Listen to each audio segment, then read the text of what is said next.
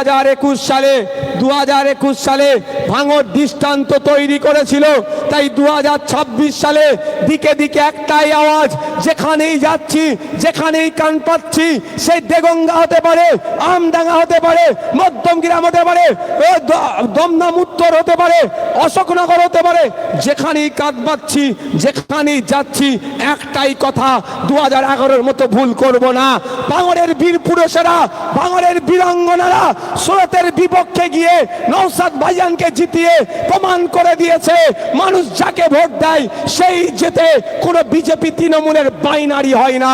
অর্থাৎ রাজ্যের মানুষ আজকে দিকে দিকে ভাঙড় 2 তৈরি করতে চলেছে। গর্বের সাথে বলি, আজকে তারা ভাঙড়কে ফলো করছে। তাই আপনাদের বলবো, এই 2026 সালে আবার নতুন দৃষ্টান্ত তৈরি করব, যেটা 2031-এ ভাঙড়কে ফলো করবে। রাজি আছেন আপনারা? রাজি আছেন? রাজি আছেন আপনারা? তার দৃষ্টান্তটা কি হবে? রাজ্যের মানুষকে বার্তা দিয়ে দেওয়া যে কোনো বোমবাদা নেতাকে, কোনো নটোরিয়াস ক্রিমিনালকে ভাঙড় ভোটে জিতে পাঠাবে না, বরঞ্চ তার বিরুদ্ধে ভোট করিয়ে তাকে খালি হাতে মৌখালিতে পাঠিয়ে দেবে। তাই হবে তো নাকি মায়েরা? আর এটা যখন 2031 সাল আসবে, যখন রাজনৈতিক দলগুলো প্রার্থী চয়ন করবে, তারা সংযত হয়ে করবে, কারণ ভাঙড় মডেল তৈরি করে দিয়েছে। 21-এর মডেল 26-এ ফলো হচ্ছে, 26-এর মডেল 31-এ ফলো হবে। সুতরাং তখন কি হবে? প্রার্থী যাচাই বাছাই করবে। ওই বোমবাদা নেতা, নটোরিয়াস ক্রিমিনাল, ভাষার গান জান্নাই, স্টেজে উঠে তুই তুকারি গালিগালাজ করা এই নেতাদেরকে আর আইনসভার লড়াইয়ে টিকিট তারা দেবে না।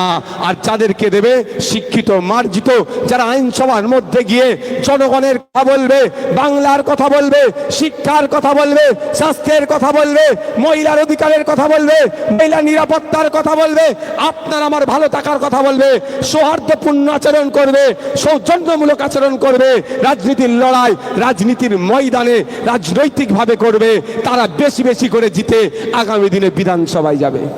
তাই 26-এ তৈরি করতে হবে তো নাকি? রাজি আছেন? আচ্ছা, আমি আমি আমি জানতে চাই, একদিকে জোড়া ফুল আর একদিকে খাম, কোনটা গ্রহণ করবেন? কোনটা গ্রহণ করবেন?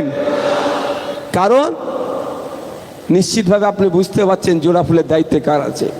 2021 থেকে 19 থেকে 21 থেকে 23, যতক্ষণ না পর্যন্ত এই নটোরিয়াস ক্রিমিনালটা দায়িত্ব পেয়েছিল, ভাঙড়ে খুন খারাপি হয়েছিল। ভাঙড়ে তৃণমূল ছিল না, আমাদের নামে তখন মিথ্যা কেস হতো না, আমাদের ছেলেদেরকে মিথ্যাভাবে অ্যারেস্ট করতো না, হতো ঠেলাঠেলি হতো, খুন খারাপি হতো না। যেই ওনাকে দায়িত্ব দিল, তারপর থেকেই ভাঙড়ের নেতাদের, তৃণমূলের নেতাগুলোকেও খুনি বানিয়ে দিল। উনি খুনি বানিয়েছে এই নেতাগুলোকে। এত হিংস্র ছিল না, ভাঙড়ের তৃণমূলের নেতাদের কানে বিষ ঢুকিয়ে ঢুকিয়ে খুনি বানিয়েছে। তাই ভাঙড়ের তৃণমূলের নেতাদেরকেও বলবো, এখান থেকে চলে যাবে, এখান থেকে বেরিয়ে যাবে, আপনার নামে খুনের মামলা থেকে যাবে, আপনার কপালে খুনের অভিযোগ থেকে যাবে।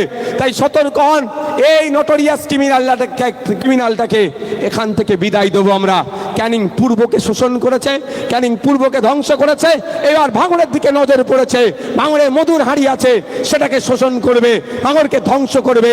তাই আপনাকে আমাকে প্রত্যেককে তৈরি হতে হবে, ভাঙড়কে ওই নটোরিয়াস ক্রিমিনাল মুক্ত করতে হবে, ওই নটোরিয়াস ক্রিমিনালের হাত থেকে ভাঙড়বাসীকে মুক্ত করতে হবে। রাজি আছেন?